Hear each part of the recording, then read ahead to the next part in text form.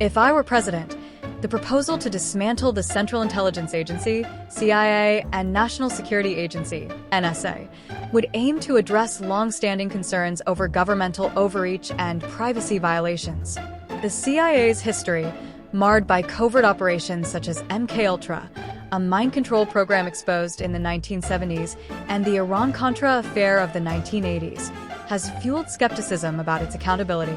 Similarly, the NSA's mass surveillance programs, revealed by Edward Snowden in 2013 through leaks detailing PRISM and bulk data collection, have sparked debates over Fourth Amendment violations. Dissolving these agencies could redistribute intelligence functions to the Defense Intelligence Agency or smaller, state-level entities, potentially reducing centralized power. However, historical precedent suggests challenges.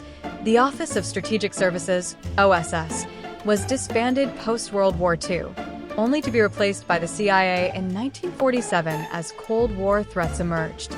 Without a robust alternative, adversaries like China or Russia, with their own sophisticated intelligence networks, might exploit the resulting vacuum, posing risks to national security. A parallel initiative to abolish the Drug Enforcement Administration, DEA, Bureau of Alcohol, Tobacco, Firearms and Explosives, ATF, and Internal Revenue Service, IRS, would seek to streamline federal bureaucracy and redirect resources. The DEA's $40 billion annual expenditure on the war on drugs, coupled with persistent drug use rates, e.g., 1.5 million arrests in 2022 per FBI data, questions its efficacy, while ATF's mishandling of incidents like Ruby Ridge, 1992, and Waco, 1993, has eroded public trust. Eliminating the IRS aligns with a subsequent tax overhaul, shifting revenue collection to the Treasury or states. Portugal's 2001 decriminalization of drugs offers a use case. Overdose deaths declined, and addiction became a public health issue, suggesting enforcement alternatives. Yet, the absence of federal coordination could embolden drug cartels, gun trafficking, and tax evasion, as seen during Prohibition when organized crime adapted to lax enforcement. State-level systems might mitigate this, but historical reliance on federal frameworks complicates total dissolution. Tax policy reform, eliminating income, property, and inheritance taxes while instituting a 15% flat tax, would radically simplify revenue generation. In 2023, the U.S. collected $2.6 trillion in income tax, a consumption-based flat tax, as proposed by figures like Senator Rand Paul, 14.5% rate, could replace it, drawing from Estonia's 20% flat tax success, which spurred GDP growth from 1994 to 2008. Property taxes, generating $600 billion annually for local services, might shift to sales taxes, as in Texas. Taxing churches, currently exempt to the tune of $71 billion yearly, could offset losses, especially given scrutiny of megachurch finances. This approach promises increased individual wealth and ends divisive death tax debates, but it risks underfunding education and infrastructure, sectors reliant on these streams. Pre-1913 America, sustained by tariffs before the 16th Amendment, illustrates viability, though modern fiscal demands dwarf that era's scope. Legalizing all drugs, rendering prescription medicines over-the-counter, and integrating drug education into high schools reflect a libertarian stance on personal autonomy. Portugal's decriminalization reduced overdose deaths, while the U.S. spends $47 billion annually on enforcement with limited impact on addiction rates, e.g., 70,000 overdose deaths in 2022, CDC. Mexico's OTC antibiotic model cuts costs. U.S. per capita drug spending $1,300 far exceeds Denmark's $500, but risks misuse, as seen in antibiotic resistance crises. Educating teens, inspired by the Netherlands' harm reduction curriculum, outperforms failed programs like DARE, GAO, 2003, potentially lowering overdose rates. Building safe drug use houses, akin to Vancouver's Insite, 35% overdose reduction, 2011 study, could save lives and curb public use. However, the opioid crisis warns of addiction surges absent cultural readiness, and OTC shifts demand robust public education to prevent chaos.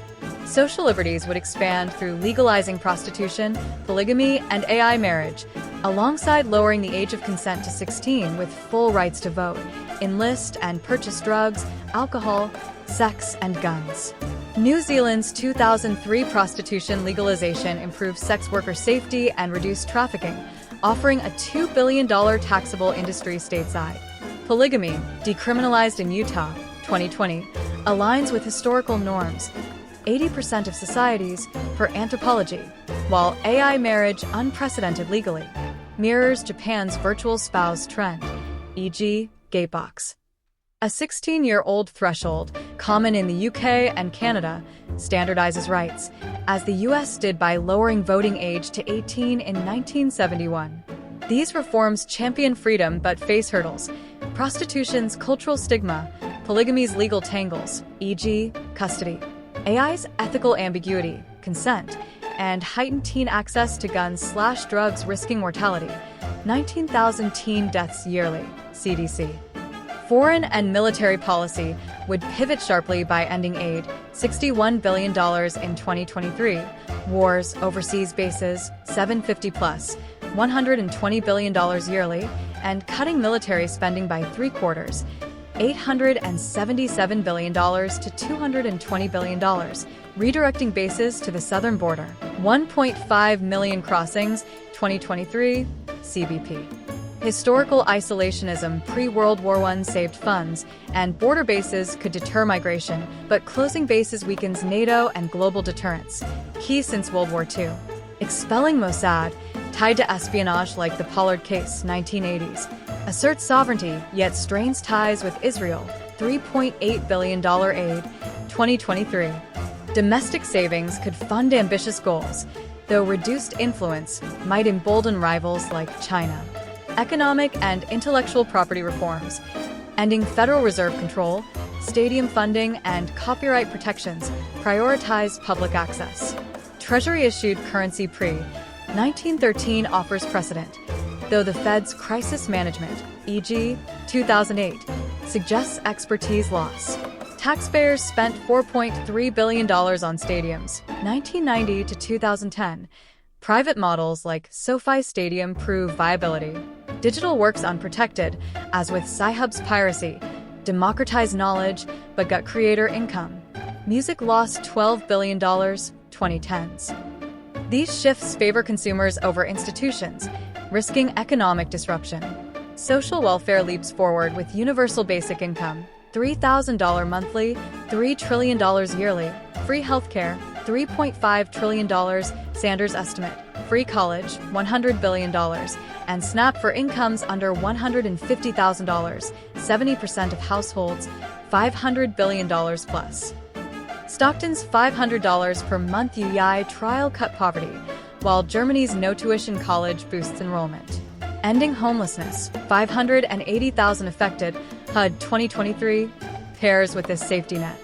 Funding hinges on tax reforms and cuts, $2.7 trillion combined, falling short of $6.6 trillion needed, requiring fiscal creativity or prioritization. Legal and transparency reforms, felon voting, 5.2 million barred, 2020. Second chance expungement, Florida's 10% recidivism drop, updated CPS, 678,000 kids in foster care, 2022. AI animal-like rights and declassification of non-human intelligence, NSA, data, Pentagon UAP, 2021. Aim for equity and openness. Overclassification, 50 million docs yearly, 90% excessive per 9/11 Commission, would narrow to sources and methods, rebuilding trust. These face political resistance, but draw from workable precedents, balancing individual rights with systemic stability.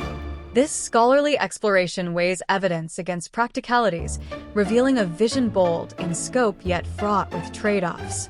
Funding gaps, cultural readiness, and global dynamics temper feasibility, though historical analogs and pilot programs offer footholds.